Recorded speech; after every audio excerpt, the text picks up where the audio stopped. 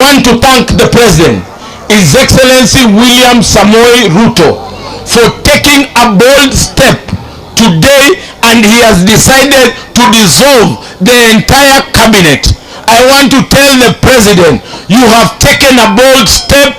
Make sure you reorganize your government and put people who are competent enough to run this government, because you took this government and made sure that you told us you will work for the people of Kenya. Kama hao mawaziri wameshindwa kufanya kazi, Mheshimiwa Rais, mimi nataka kukushukuru kwa kuwapeleka wote nyumbani. Wale wazuri warudishwe, lakini kama kuna wale ambao wameshindwa kazi, mimi kama mfuasi wako na mimi kama mbunge wa Kitutu Chache North, ninakuunga mkono ya kwamba wale ambao wameshindwa na kazi waende nyumbani. Kweli uongo?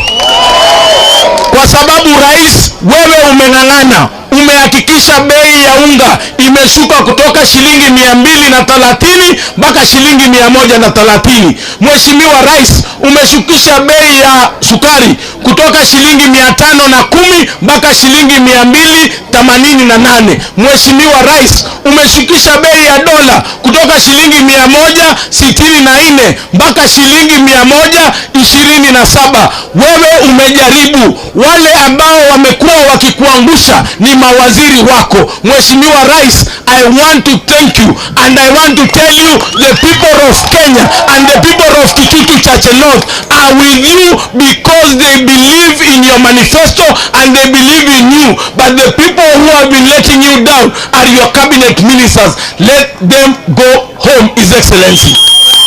That is the only way, and that is the right way to go, because you cannot work. We as members of parliament work. Wananchi are waiting for services, wananchi are waiting for roads, wananchi are waiting for cheap fertilizer, wananchi are waiting for water, wananchi are waiting for services, nothing else but services. I want to support you, His Excellency. You know we believe in you, we trust in you, and the people of Kenya who are seated here today gave you the mandate to work for them.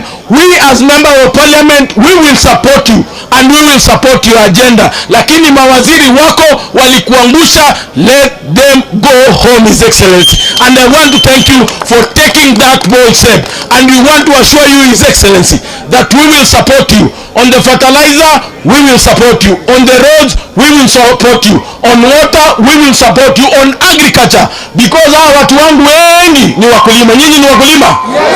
Nyinyi mna support Rais, mna support William Ruto kwa ile kazi nzuri yeye amefanya, na mawaziri mmekubali waende nyumbani. Mawaziri waende nyumbani. Wale wameshindwa na kazi waende wapi? Wale wameshindwa na kazi waende wapi?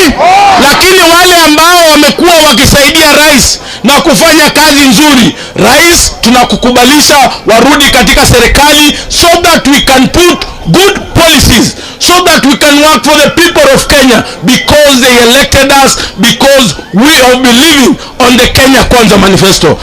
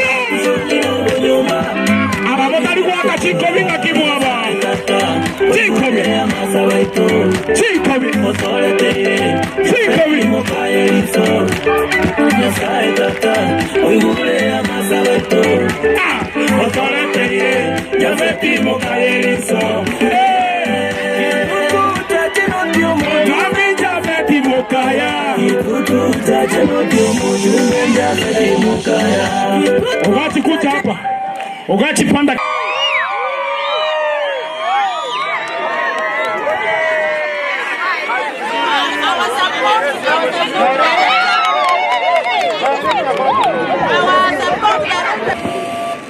Ntagete moiri ya temenzi mbia mwana mwazipi.